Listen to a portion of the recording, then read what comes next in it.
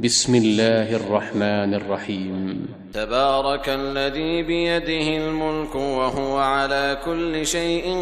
قدير، الذي خلق الموت والحياة ليبلوكم أيكم أحسن عملا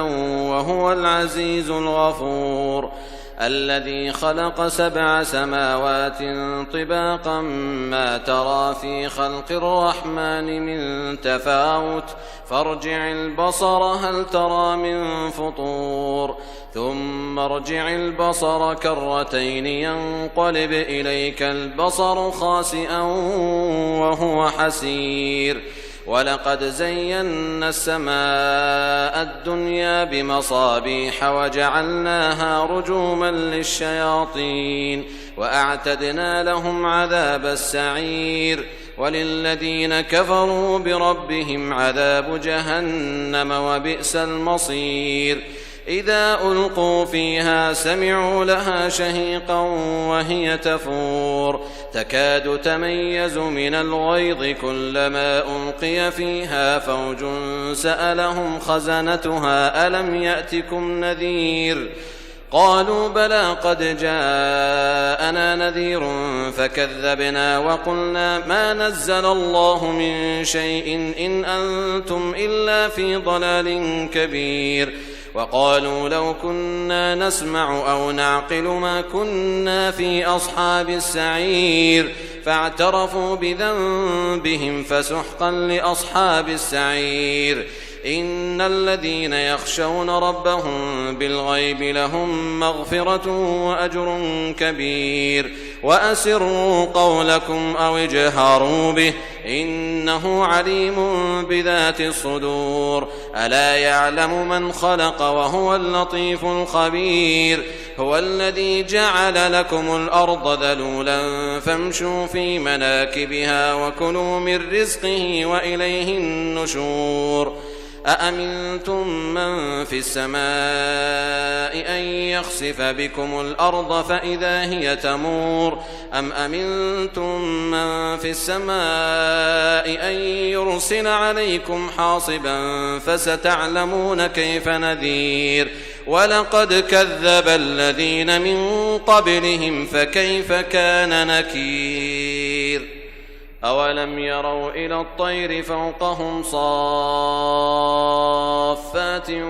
ويقبضن ما يمسكهن إلا الرحمن إنه بكل شيء بصير. أمن هذا الذي هو جند لكم ينصركم من دون الرحمن إن الكافرون إلا في غرور. أمن هذا الذي يرزقكم إن أمسك رزقه بل لجوا في عتو ونفور. أفمن يمشي مكبا على وجهه أهدى أمن يمشي سويا على صراط مستقيم. قل هو الذي أنشأكم وجعل لكم السمع والأبصار والأفئدة قليلا ما تشكرون. قل هو الذي ذرأكم في الأرض وإليه تحشرون. ويقولون متى هذا الوعد إن كنتم صادقين. قل إنما العلم عند الله وإنما أنا نذير مبين. فلما رأوه زلفة سيئت وجوه الذين كفروا وقيل هذا الذي كنتم به تدعون. قل أرأيتم إن أهلكني الله ومن معي أو رحمنا فمن يجير الكافرين من عذاب أليم. قل هو الرحمن آمنا به وعليه توكلنا فستعلمون من هو في ضلال مبين. قل أرأيتم إن أصبح ماؤكم غورا فمن يأتيكم بماء معين. بسم الله الرحمن الرحيم. تبارك الذي بيده الملك وهو على كل شيء قدير. بسم الله الرحمن الرحيم. نون والقلم وما يسطرون. ما أنت بنعمة ربك بمجنون وإن لك لأجرا غير ممنون وإنك لعلى خلق عظيم فستبصر ويبصرون بأيكم المفتون إن ربك هو أعلم بمن ضل عن سبيله وهو أعلم بالمهتدين فلا تطع المكذبين ودوا لو تدهن فيدهنون ولا تطع كل حلاف مهين هماز مشاء بنميم مناع للخير معتد أثيم عتل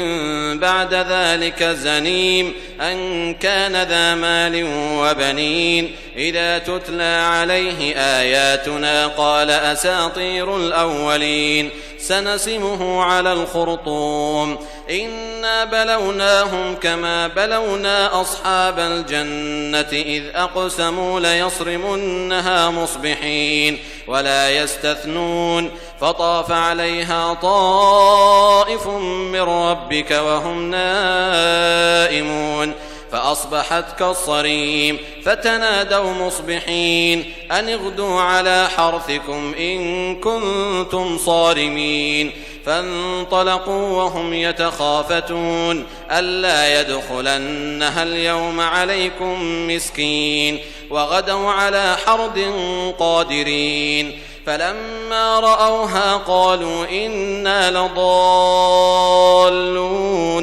بل نحن محرومون قال أوسطهم ألم أقل لكم لولا تسبحون قالوا سبحان ربنا إنا كنا ظالمين فأقبل بعضهم على بعض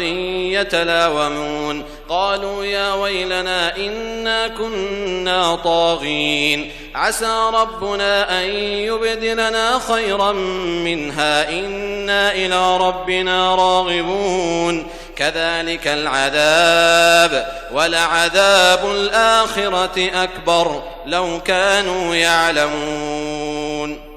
إن للمتقين عند ربهم جنات النعيم أفنجعل المسلمين كالمجرمين ما لكم كيف تحكمون أم لكم كتاب فيه تدرسون إن لكم فيه لما تخيرون أم لكم أيمان علينا بالغة إلى يوم القيامة إن لكم لما تحكمون سلهم أيهم بذلك زعيم أم لهم شركاء فليأتوا بشركائهم إن كانوا صادقين يوم يكشف عن ساق ويدعون إلى السجود فلا يستطيعون خاشعة أبصارهم ترهقهم ذلة وقد كانوا يدعون إلى السجود وهم سالمون فذرني ومن يكذب بهذا الحديث سنستدرجهم من حيث لا يعلمون وأملي لهم إن كيدي متين أم تسألهم أجرا فهم من مغرم مثقلون أم عندهم الغيب فهم يكتبون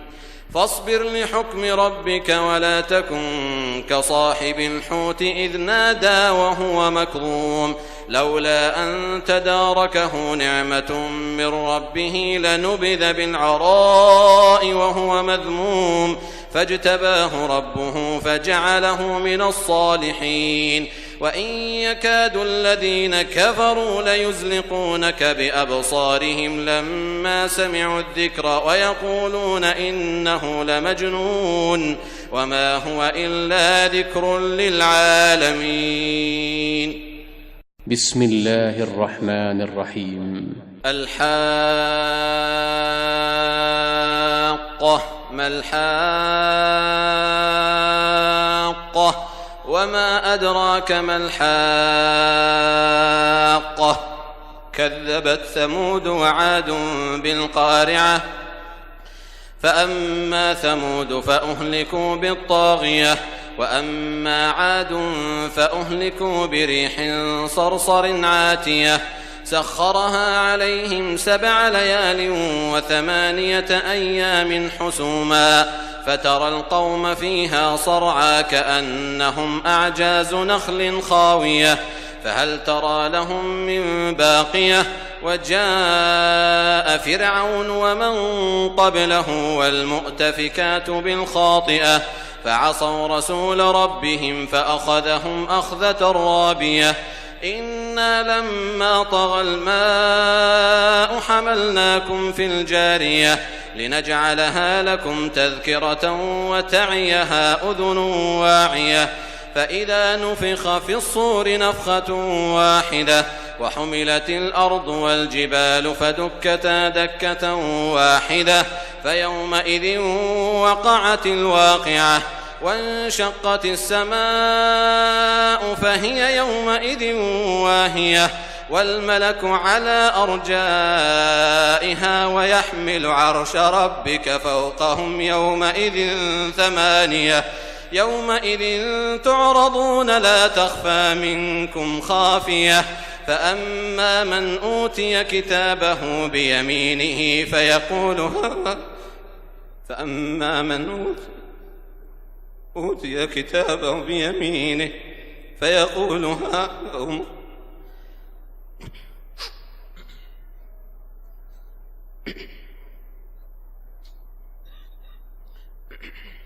فأما من أوتي كتابه بيمينه فيقول هاؤم اقرءوا كتابيه إني ظننت أني ملاق حسابيه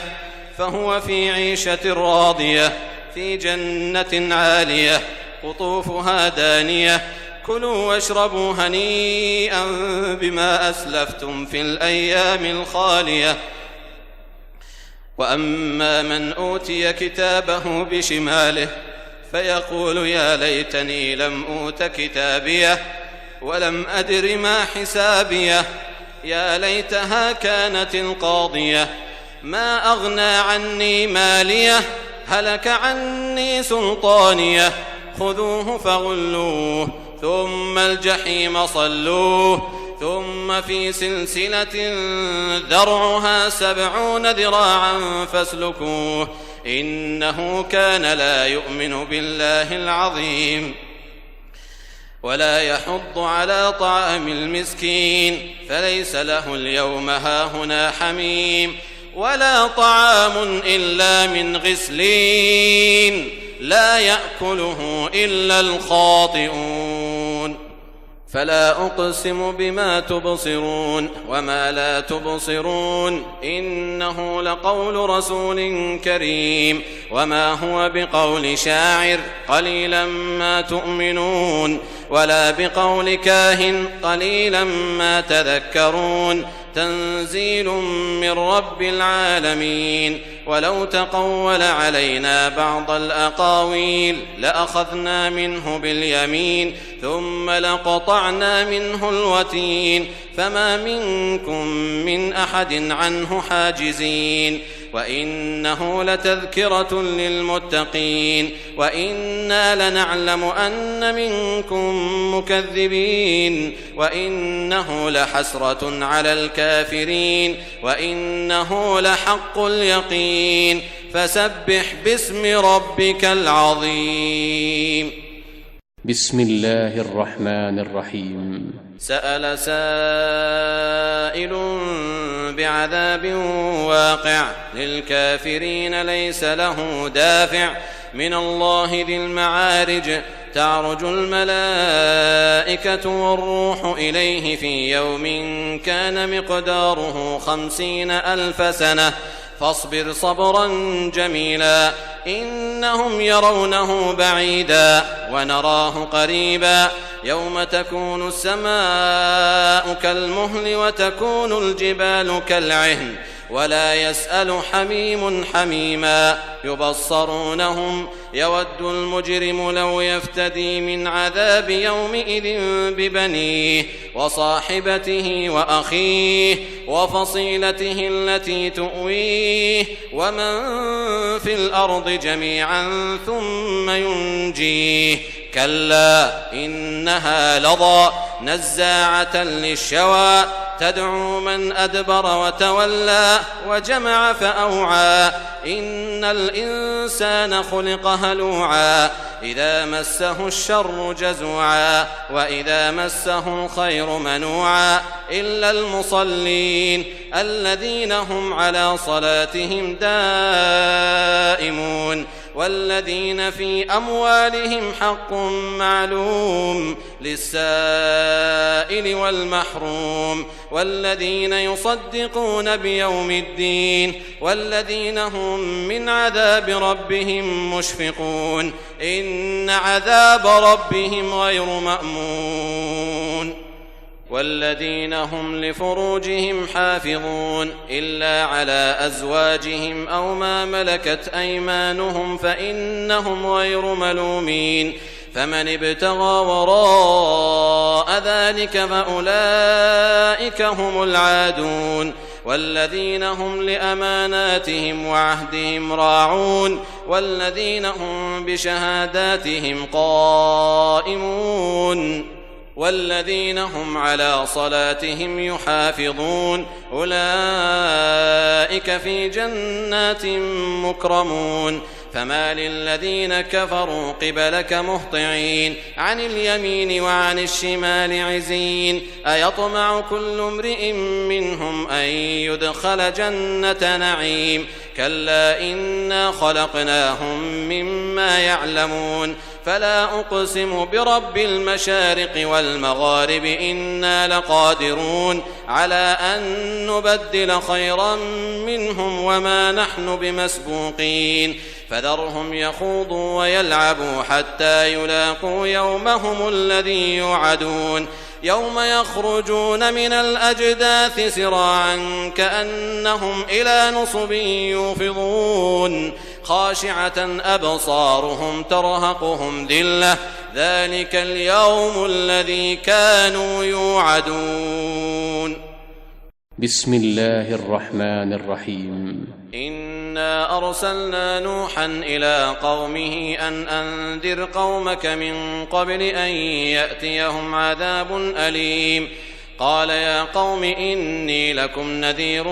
مبين أن اعبدوا الله واتقوه وأطيعون يغفر لكم من ذنوبكم ويؤخركم إلى أجل مسمى إن أجل الله إذا جاء لا يؤخر لو كنتم تعلمون قال رب إني دعوت قومي ليلا ونهارا فلم يزدهم دعائي إلا فرارا وإني كلما دعوتهم لتغفر لهم جعلوا أصابعهم في آذانهم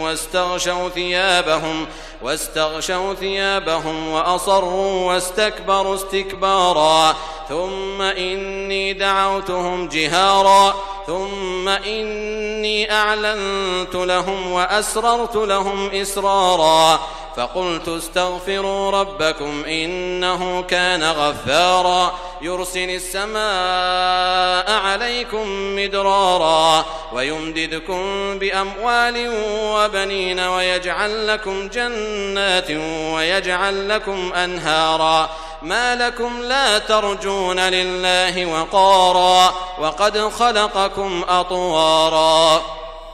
ألم تروا كيف خلق الله 7 سماوات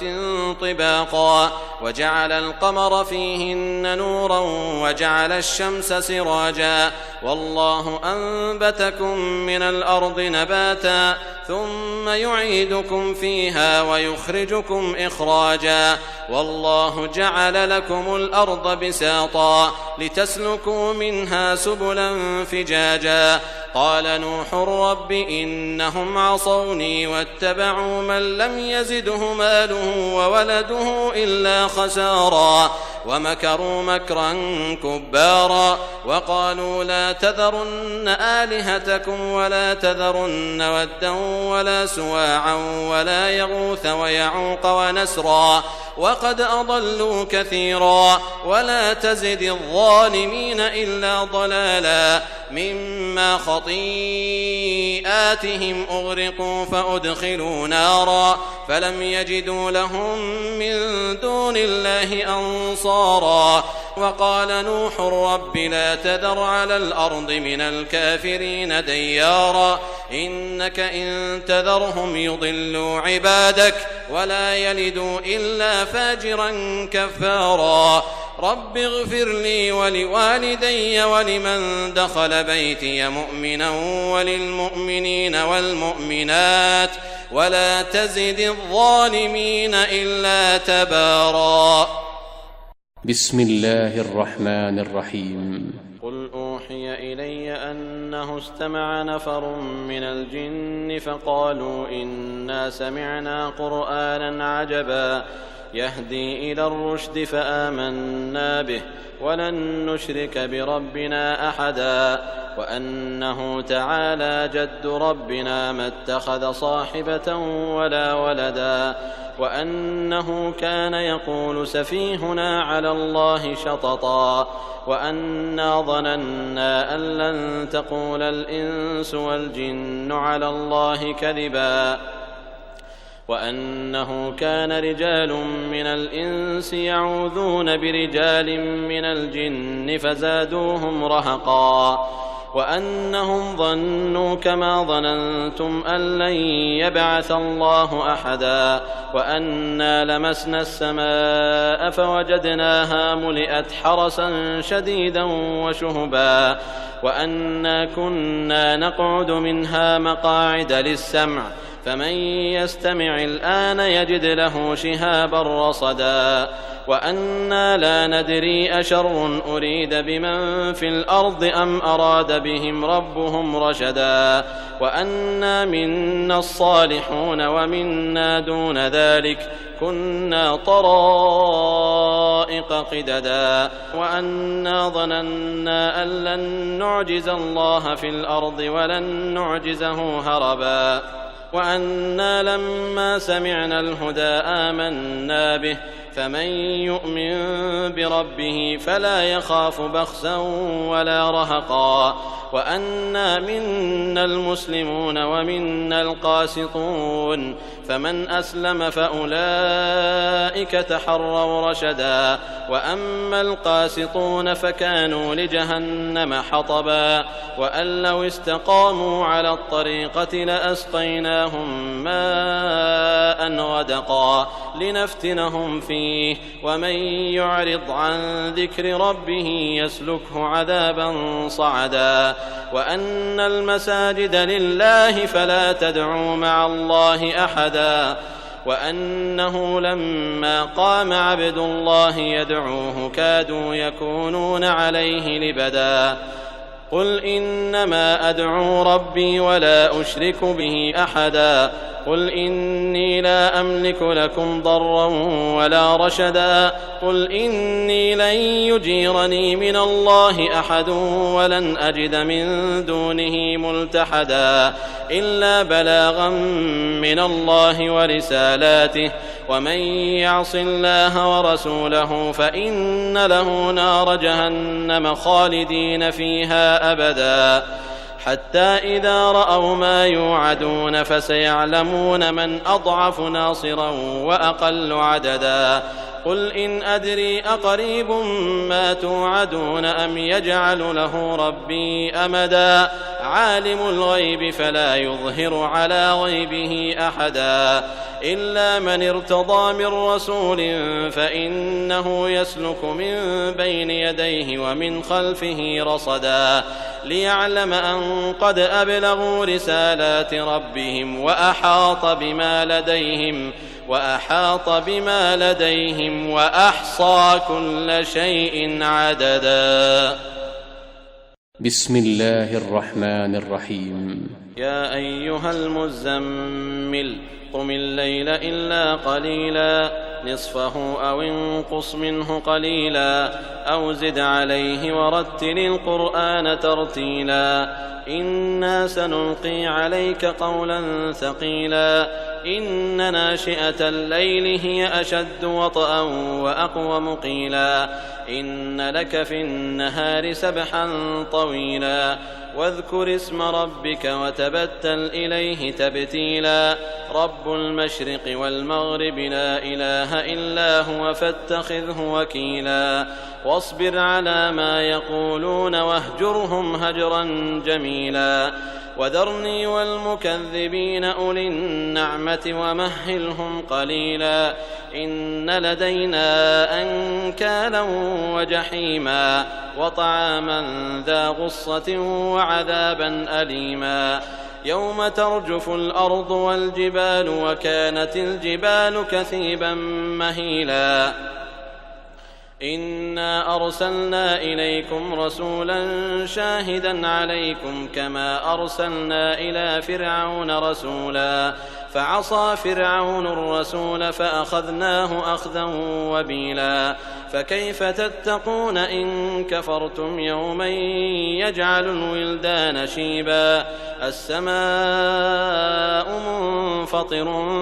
به كان وعده مفعولا إن هذه تذكرة فمن شاء اتخذ إلى ربه سبيلا إن ربك يعلم أنك تقوم أدنى من ثلثي الليل ونصفه وثلثه وطائفة من الذين معك والله يقدر الليل والنهار علم أن لن تحصوه فتاب عليكم فاقرؤوا ما تيسر من القرآن علم أن سيكون منكم مرضى وآخرون يضربون في الأرض يبتغون من فضل الله وآخرون يقاتلون في سبيل الله فاقرؤوا ما تيسر منه وأقيموا الصلاة وآتوا الزكاة وأقرضوا الله قرضا حسنا وما تقدموا لأنفسكم من خير تجدوه عند الله هو خيرا وأعظم أجرا واستغفروا الله إن الله غفور رحيم بسم الله الرحمن الرحيم يا أيها المدثر قم فأنذر وربك فكبر وثيابك فطهر والرجز فاهجر ولا تمنن تستكثر ولربك فاصبر فإذا نقر في الناقور فذلك يومئذ يوم عسير على الكافرين غير يسير ذرني ومن خلقت وحيدا وجعلت له مالا ممدودا وبنين شهودا ومهدت له تمهيدا ثم يطمع أن أزيد كلا إنه كان لآياتنا عنيدا سأرهقه صعودا إنه فكر وقدر فقتل كيف قدر ثم قتل كيف قدر ثم نظر ثم عبس وبسر ثم أدبر واستكبر فقال إن هذا إلا سحر يؤثر إن هذا إلا قول البشر سأصليه سقر وما أدراك ما سقر لا تبقي ولا تذر لواحة للبشر عليها 19 وما جعلنا أصحاب النار إلا ملائكة وما جعلنا عدتهم إلا فتنة للذين كفروا ليستيقن الذين أوتوا الكتاب ويزداد الذين آمنوا إيمانا ولا يرتاب الذين أوتوا الكتاب والمؤمنون وليقول الذين في قلوبهم مرض والكافرون ماذا أراد الله بهذا مثلا كذلك يضل الله من يشاء ويهدي من يشاء وما يعلم جنود ربك إلا هو وما هي إلا ذكرى للبشر كلا والقمر والليل إذ أدبر والصبح إذا أسفر إنها لإحدى الكبر نذيرا للبشر لمن شاء منكم أن يتقدم أو يتأخر كل نفس بما كسبت رهينة إلا أصحاب اليمين في جنات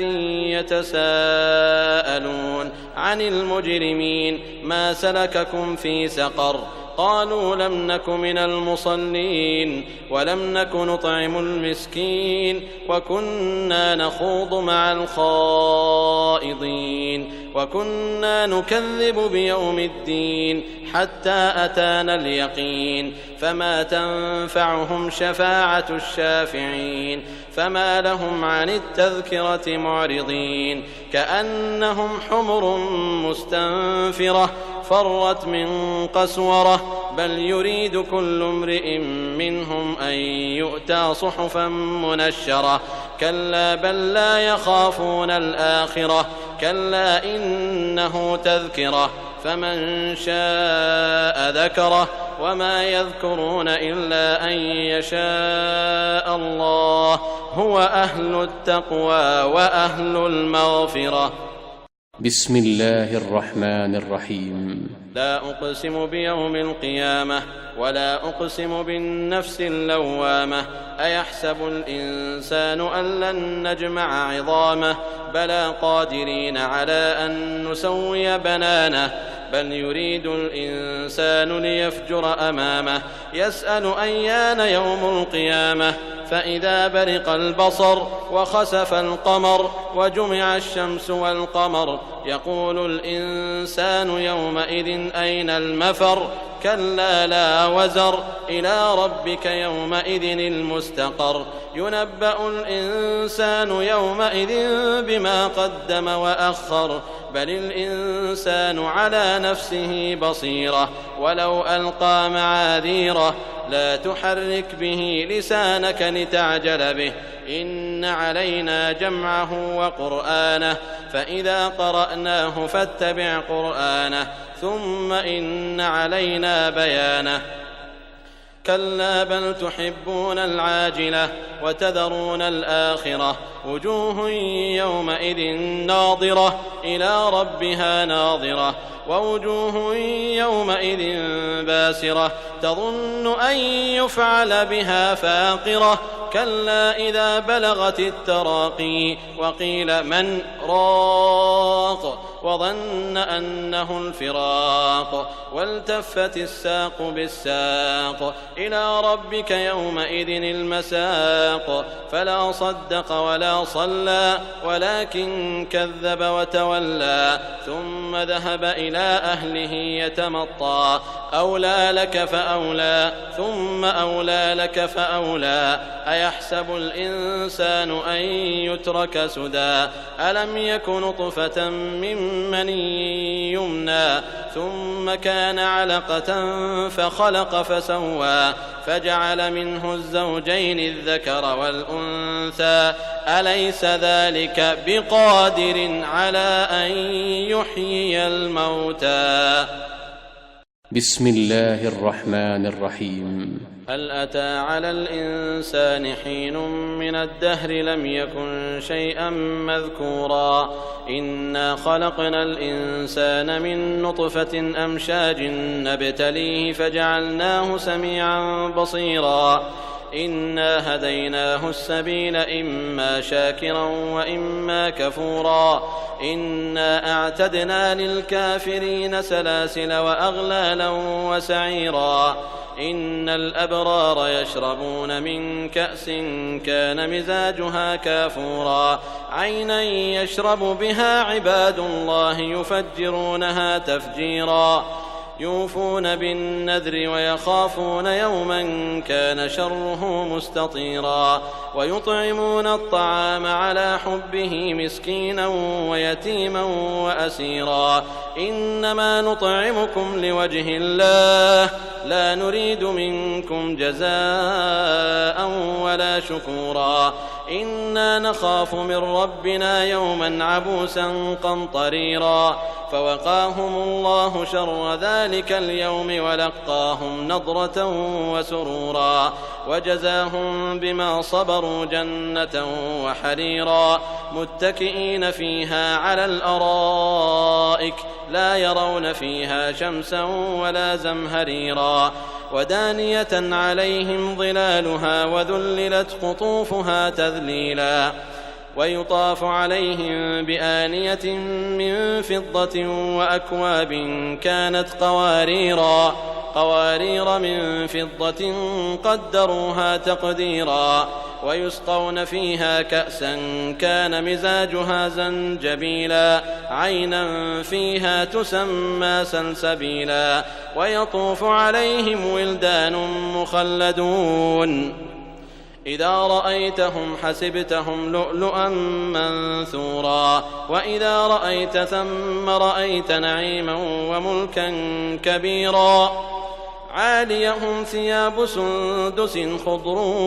واستبرق وحلوا أساور من فضة وسقاهم ربهم شرابا طهورا إن هذا كان لكم جزاء